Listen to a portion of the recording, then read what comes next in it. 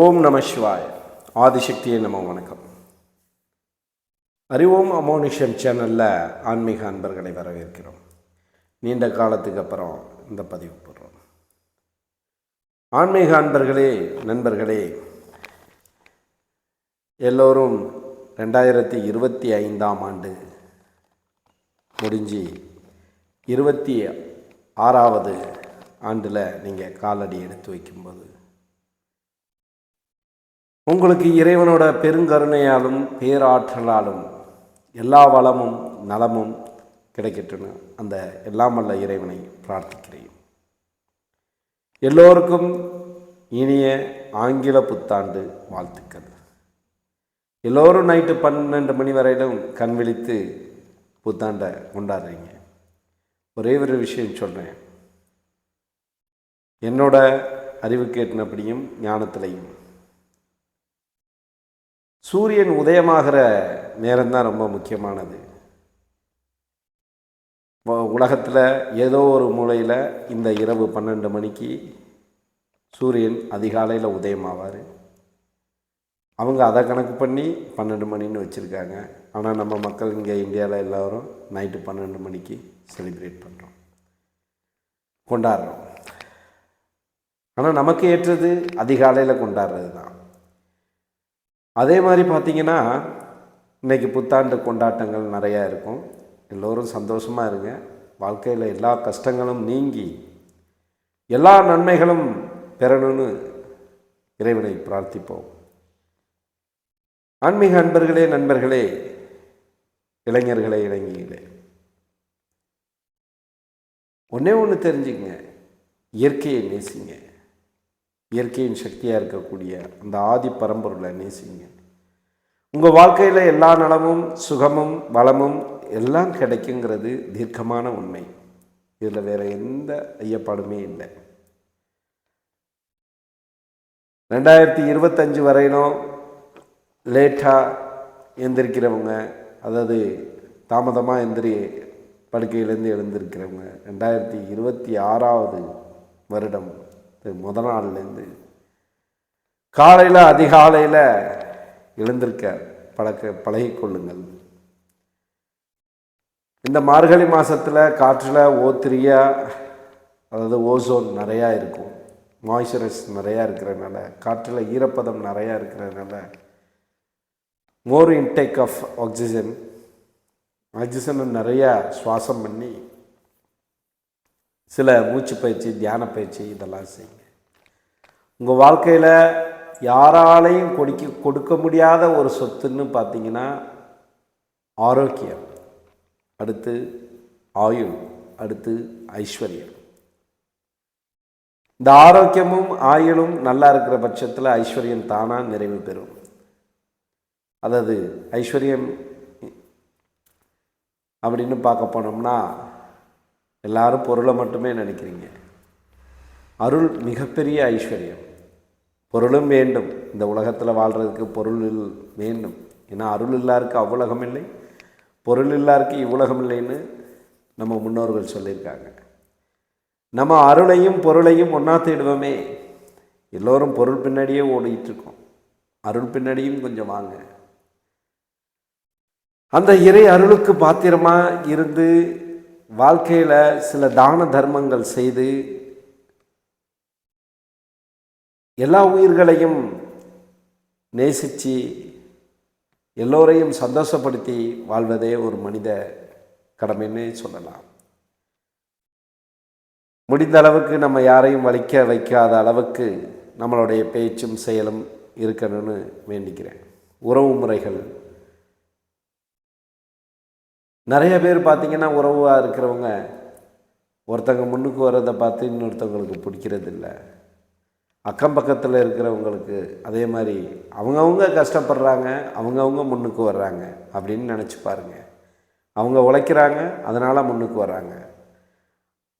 அவங்க கடவுளை கும்பிட்றாங்க, அதனால் இறையருளுக்கு பாத்திரமாகறாங்க. இங்கே யார் தவம் செய்கிறாங்களோ, யார் சிரத்தையோட இறைவனை நோக்கி இருக்கிறாங்களோ அவங்களுக்கு தான் அந்த வரம் கிடைக்கப்படுது. தவம் செய்யாத எல்லாருக்கும் வரம் கிடைக்குமா?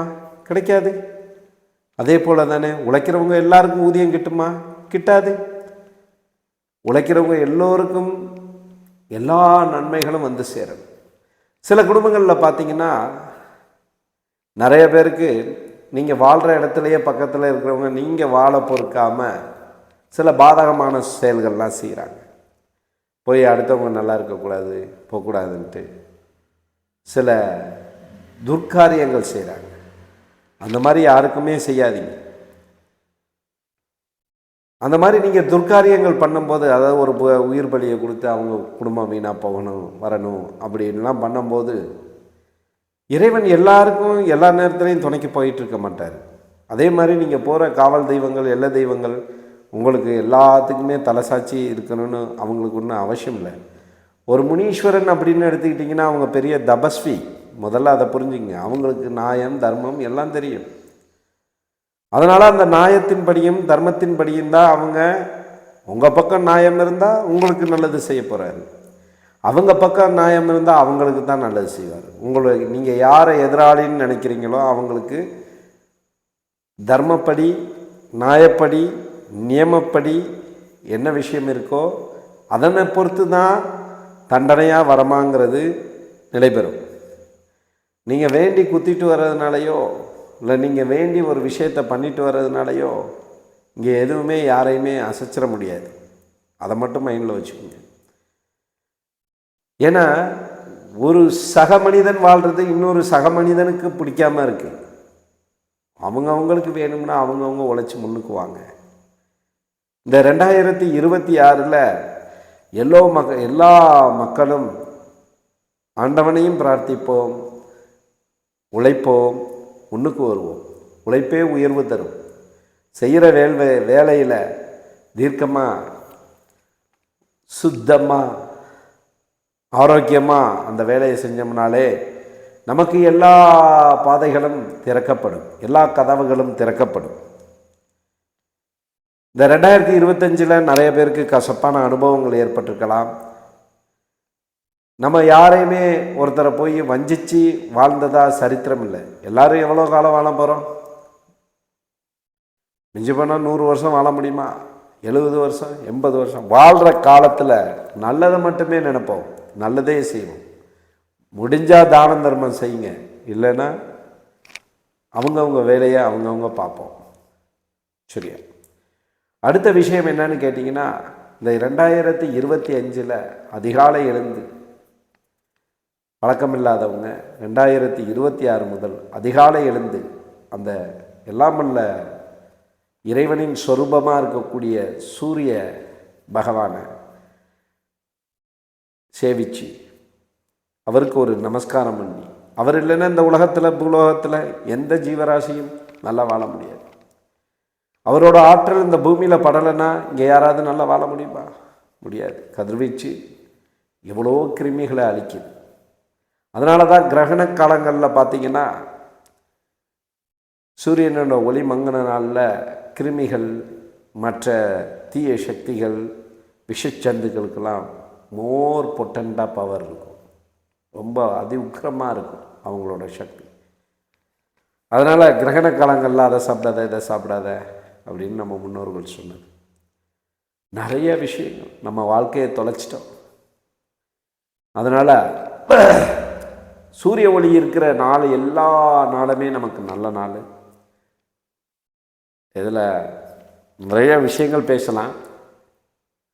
இருந்தாலும் இந்த புத்தாண்டுலேருந்து சில விஷயங்களை உங்களோட பகிர்ந்துக்கணுங்கிறதுனால நீண்ட நாளைக்கு அப்புறம் நம்ம இந்த பதிவை பதிவிடுறோம். அதனால் 2026 முதல் எல்லோரும் இன்பமாகவும் நோய் நொடி இல்லாத வாழ்வும் வாழணும்னு எல்லாம் வல்ல இறைவனை பிரார்த்திக்கிறேன். நீங்களும் இறைவனை வணங்குங்க. நீங்கள் ஒருத்தருக்கு நல்லதை நினச்சி பாருங்கள், உங்களுக்கு இறைவன் 100 மடங்கு நல்லது தருவார். நீங்கள் ஒருத்தருக்கு கெட்டதை நினச்சி பாருங்கள், இறைவன் உங்களுக்கு 100 மடங்குக்கு 200 மடங்காக கெட்டது தான் நடத்தி தருவார். அதனால் நல்லதே நினைப்போம், நல்லதே நடக்கட்டும். நற்பவி நற்பவி நற்பவி. ஓம் காகபுஜண்ட கால பைரவ வராக சனீஸ்வரன் உங்களை எல்லாம் ஆசீர்வதிக்கட்டும். ஓம் ஸ்ரீ கோரக்க சித்தர் உங்களை ஆசீர்வதிக்கட்டும். 18 சித்தர்களும் உங்களை ஆசீர்வதிக்கட்டும்.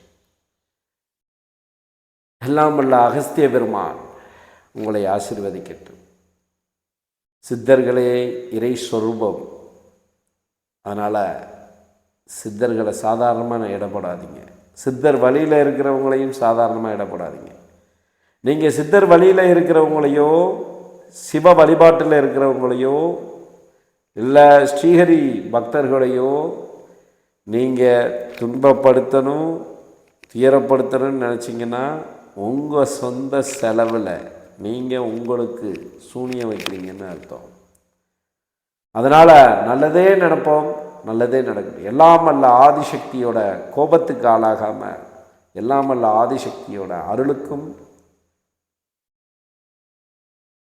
பாத்திரமாக இருந்து தாயோட ஆசியை வாங்க எல்லோரும் பெற வேண்டும் என்று இந்த 2026 இனிய ஆங்கில புத்தாண்டை வரவேற்போம் என சொல்லி இந்த காணொளியை இத்தோடு முடிக்கிறேன்.